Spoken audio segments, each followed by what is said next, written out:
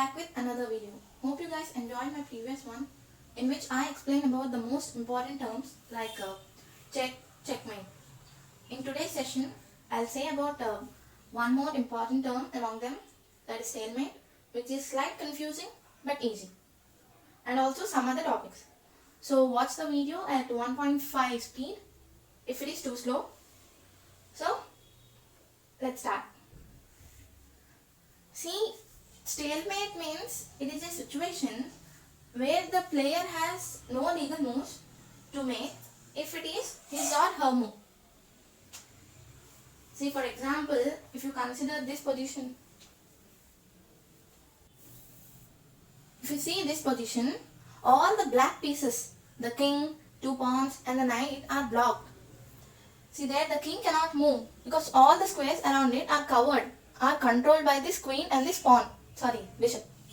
And the black's 2 pawns cannot move because 2 pawns are placed in front of them, so they cannot move forward.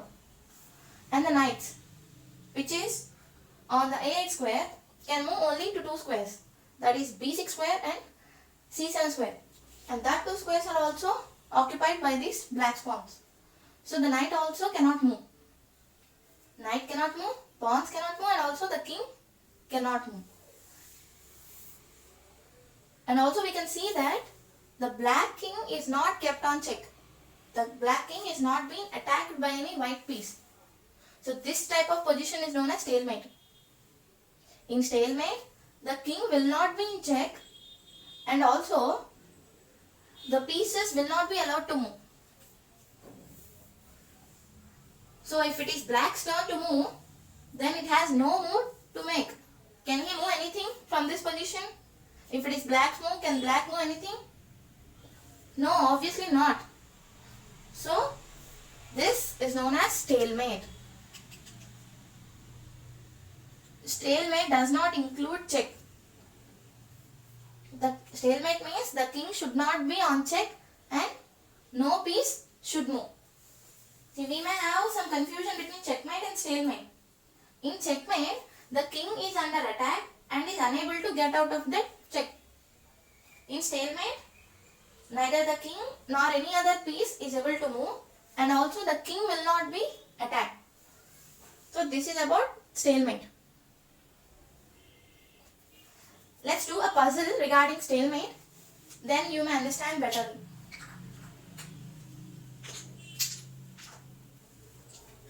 See, stalemate means it's a draw or tie. So if you have the chance to win, to make checkmate to your opponent king, then please do that.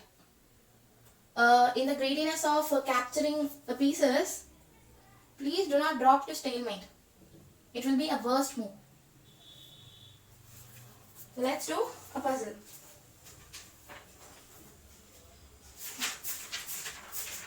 You just take the screenshot and please try to solve it.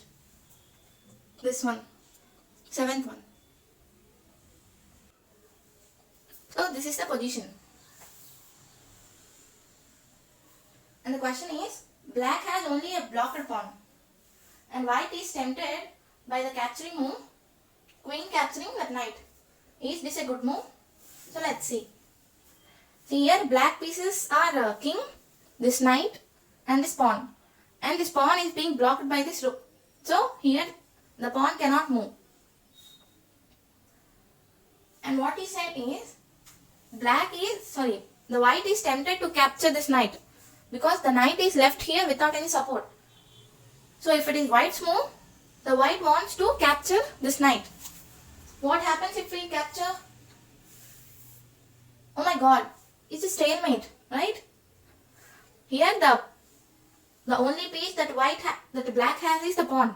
It cannot move. And also the knight. The king is not able to move from that square because all the 3 squares around it are controlled by this queen and this rook. So if it is black's turn to play, then black has nothing to do, right?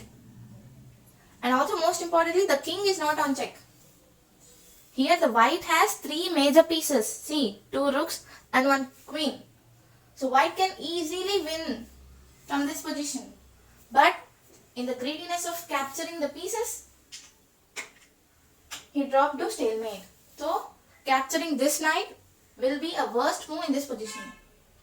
See, when you have the chance to win, then win. Then make it checkmate. Please do not drop to stalemate. So the answer to this question will be, it is a worst move, a bad move. Hope you guys understood about stalemate. It's very important. Please do not confuse with checkmate and stalemate.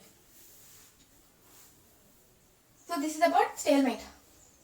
See, your main motto should be making checkmate, not stalemate. Okay? But when you think that you are gonna lose the game, try to make stalemate and make a draw. So next I'll say about the phases of a chess game. See, a game of chess is roughly divided into 3 phases: the opening, the middle game and the end game. The opening consists of first to 10 to 15 moves. During this, both the players try to bring out their pieces from their initial position and they try to control the center squares. And most importantly, the players try to castle and put the king in the safe side.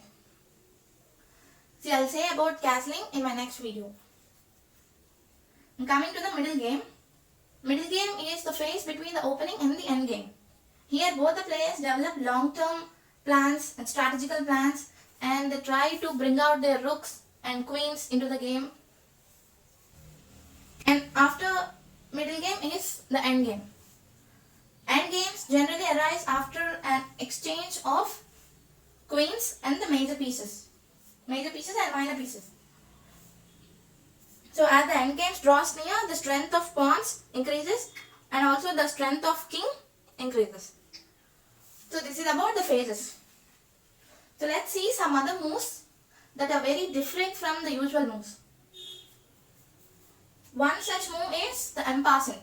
ENPASSANT is related to pawns. It's related to pawns. So let's consider one position.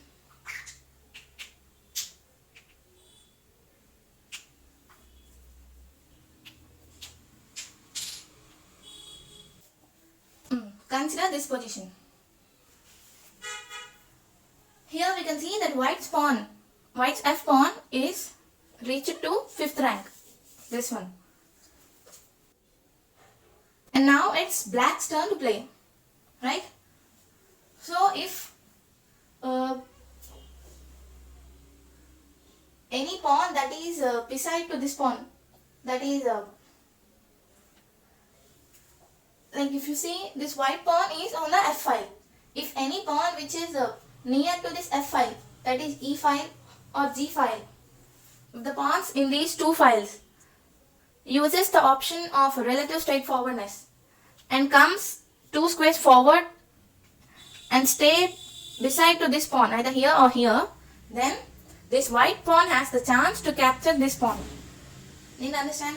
Let's see. See, this white pawn has reached to 5th rank. And now it's black's turn to play. If he wants to move this e pawn or g pawn that is in the beside file to this pawn. See, beside of f file is e file and g file. So they want to move this e pawn to 2 squares forward using the option of relative straightforwardness. And this e pawn came to 5th rank. And it stays beside this white pawn. So now this white pawn will have the chance to capture this e5 pawn by going 1 square diagonally. See, earlier what I said, that pawns capture the piece that is present 1 square diagonally. But here we can see that this pawn is present beside to this pawn. We may get that how can the pawn capture like this? That's what. It has a dynamic ability. It's one of the abilities of pawns. So ENPASSANT rule states that if you have a pawn on the 5th rank and an enemy pawn uses its 2 square option and moves the pawn beside of your pawn, then you may capture it by going 1 square diagonally. So the movement of the pawn will be same. The pawn will move one square diagonally and capture. But it captures the piece that is present beside. Please do not confuse.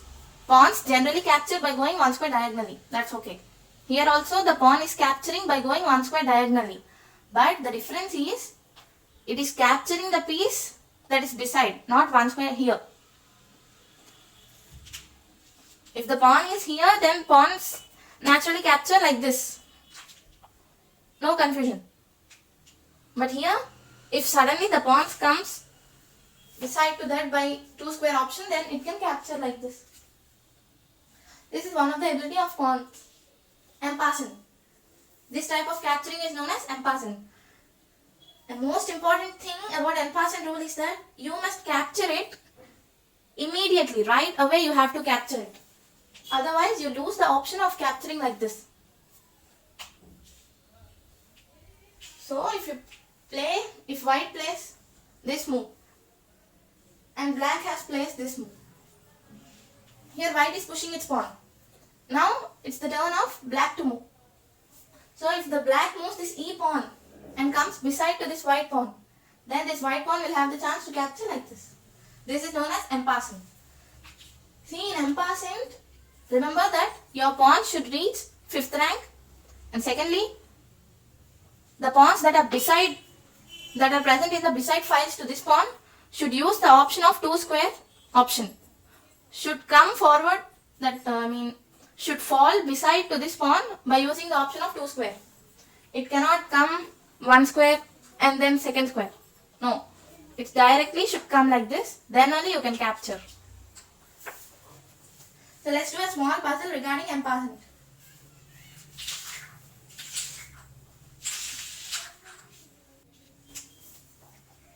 So this is the puzzle. Please understand carefully. Take a screenshot and try to solve it.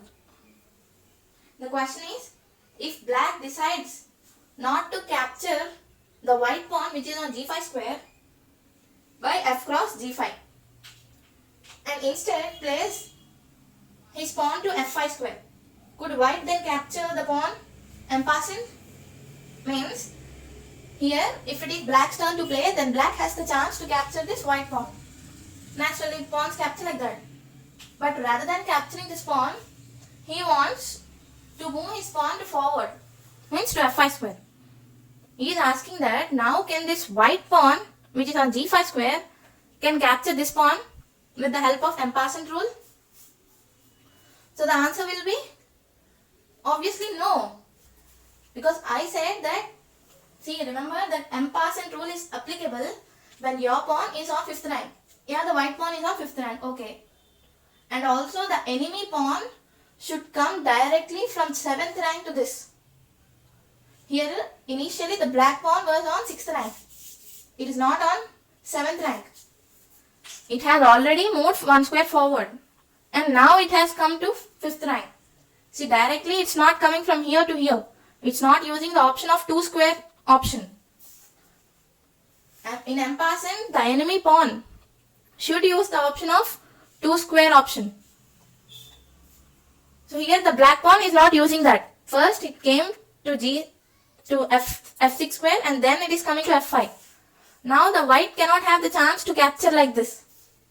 No, because this pawn is not coming directly from 7th rank to 5th rank. It's not using the option of relative straightforwardness. If your enemy does like that, then only you can have to capture by going ENPASSANT. If the pawn was initially on the 7th rank and it has come to f5 square, then the white would have the chance to capture like this. But here the black pawn was initially at f6 and then it has been moved to f5. So now the white cannot have the chance to capture ENPASSANT. So I hope you guys understood about ENPASSANT. To capture by ENPASSANT, your pawn should be on 5th rank and your opponent should reach to 5th rank beside you by using the option of 2 squares, coming 2 squares at a time. Then only you can capture by going 1 square diagonal. This is about ENPASSANT. It's easy, no? If you feel like confusing, you just again rewind the video and watch. So this is for today. I'll come with some other topics in my upcoming videos. So these are the contents in this book. You have totally 7 chapters, in which I started the first chapter, the evolution of chess, and in that I completed some topics. Still some topics are left, so I'll try to complete it soon. So hope you guys enjoyed today's session. Have a nice time.